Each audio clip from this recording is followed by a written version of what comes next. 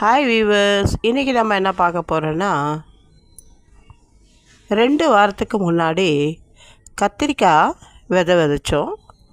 அந்த விதையுடைய நாற்று தான் இது. இப்போ ஓரளவுக்கு வளர்ந்துருக்கு. அதனால் வேறு ஒரு தொட்டியில் நம்ம மாற்றி நம்ம நடலாம் அப்படின்ட்டு இன்றைக்கி அந்த வளர்ந்த அந்த கத்திரிக்காய் நாற்றை நட போகிறோம். வாங்க வீடியோக்குள்ளே போகலாம்.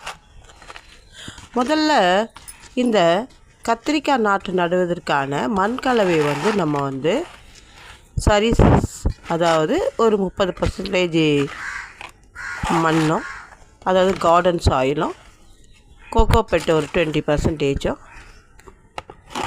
அதுக்கப்புறம் சாதாரண மண்ணும் போட்டு நல்லா கலந்து நம்ம வச்சுருக்கோம். இப்போ அதுக்கு வேண்டிய தொட்டி தயாராக இருக்குது.